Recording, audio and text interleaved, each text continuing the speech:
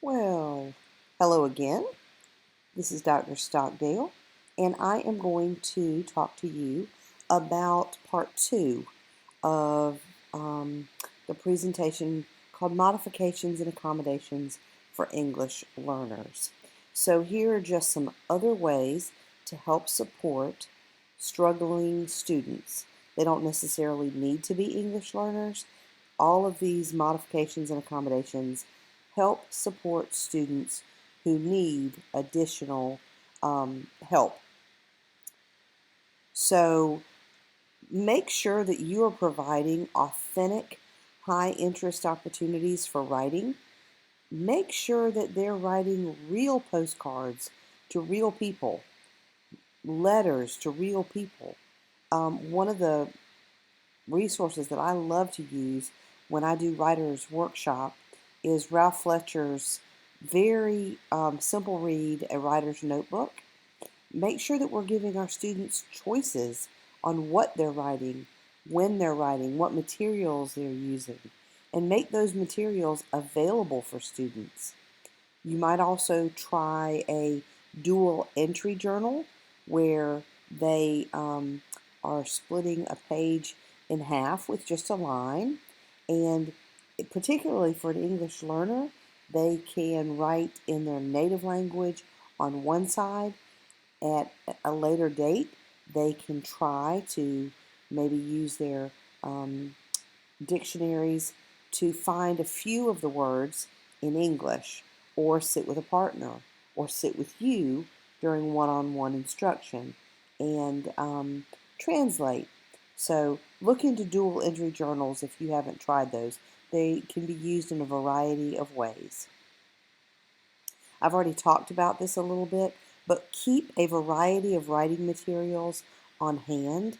Don't limit children to just pencil and paper.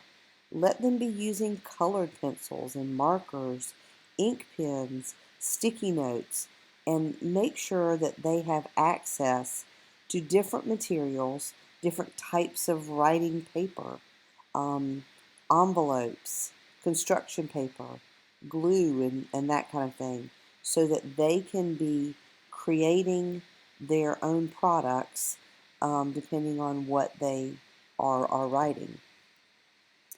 Encourage students to use their native languages or language. We know that children translanguage when they've got more than one language to access. And oftentimes, if I have a student who perhaps might be speaking English fairly well, but they're assigned something such as a writing task, and they're kind of just sitting there, not really knowing what to write. I've asked those students, what are you thinking about? And when I get those blank stares, I'll say, tell me in Espanol, or whatever their language is. I don't necessarily need to know the language. We just want the students to say it in their native language. And oftentimes that gets those creative juices flowing, and it gives them the freedom and the permission to use all of their resources. Make sure that you are focusing on phonemic awareness and letter sound recognition. We are seeing more and more students with interrupted education, and we know that students who are struggling readers and writers have gaps in their phonemic awareness and in their phonics, and their letter sound recognition. So if you've got an older student who's struggling, this might be where you need to focus some of your one-on-one and small group instruction. Make sure that you are including graphic organizers, thinking maps, vocabulary lists, word banks, and sentence frames. And don't just put something up on the wall and then leave it all year long. If it is something that is used often, at least make sure that you are moving it periodically so that students are that you can kind of jolt their memory to remind them that, hey, here's the chart that has the sentence frames on it that you're going to need for this activity.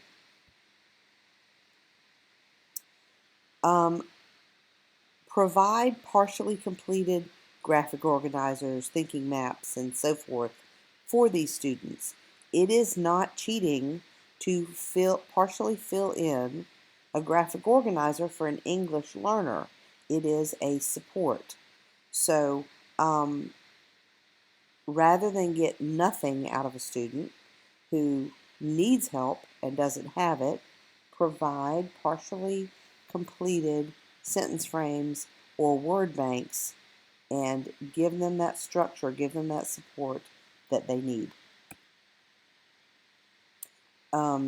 When you do provide a partially completed worksheet or a graphic organizer, you're not helping an English learner cheat. You are providing scaffolding. One way that you can also provide scaffolding is reduce the number of choices on a multiple choice test. It doesn't take very much for you to take the original copy of the test and mark out one of the answers that are incorrect, such as the example on the screen.